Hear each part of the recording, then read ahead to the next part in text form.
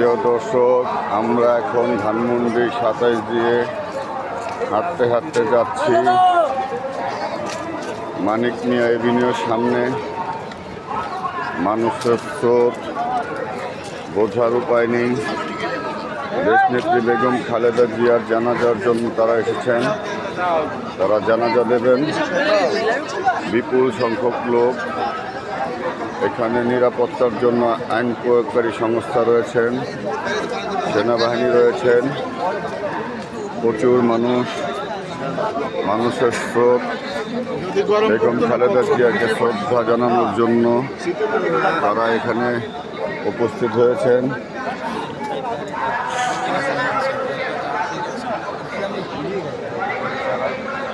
এখানে সেনাবাহিনী দেখা যাচ্ছে নিরাপত্তার জন্য। সেনাবাহিনী উপস্থিত, অসংখ্য সেনাবাহিনী রয়েছে এখানে।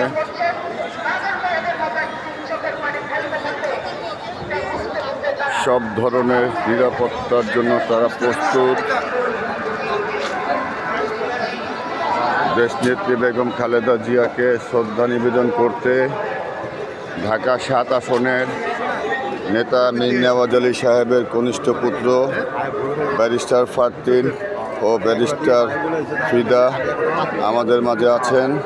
আমরা ঘুরতে ঘুরতে এসে তাদেরকে পেয়ে গেলাম। এখানে তারা সেনাবাহিনী রয়েছেন, এখানে সাধারণ মানুষ রয়েছেন।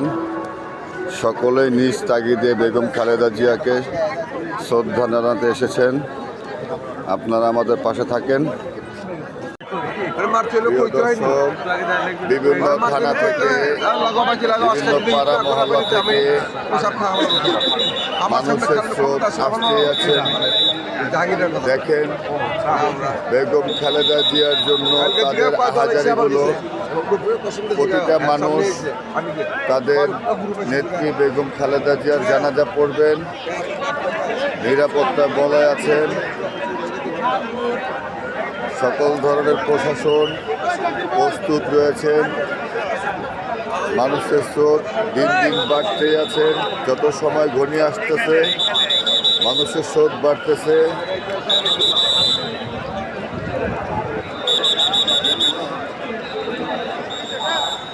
সকল শ্রেণী পেশার মানুষ আজ বেগম খালেদা জিয়াকে শ্রদ্ধার সাথে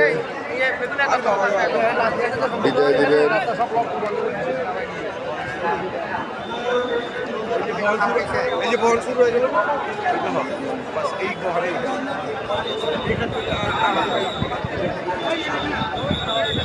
সকল স্তরের প্রশাসন নিরাপত্তার জন্য কাজ করছেন। সকল প্রশাসন নিরাপত্তার জন্য কাজ করে যাচ্ছেন। সাধারণ মানুষের স্রোত সময় ঘনিয়ে আসছে, স্রোত বাড়তেছে। সকল শ্রেণী পেশার মানুষ এখন ধানমন্ডির ২৭-এ জড়ো হচ্ছেন। ওই পাশটিতে যেতে দিচ্ছেন না, মানিক মিয়া এভিনিউতে যেতে পারছেন না। তাদের ক্ষোভ মানিক মিয়া এভিনিউ পর্যন্ত যাওয়ার, কিন্তু আইন শৃঙ্খলা রক্ষাকারী বাহিনী তাদেরকে যেতে দিচ্ছেন না। তারা ধানমন্ডি ২৭ এরে মাঝখানে অবস্থান করে বসে আছেন। প্রিয় দর্শক, আমরা আপনাদেরকে আরও কিছু দেখানোর চেষ্টা করব। আমাদের পাশে থাকেন।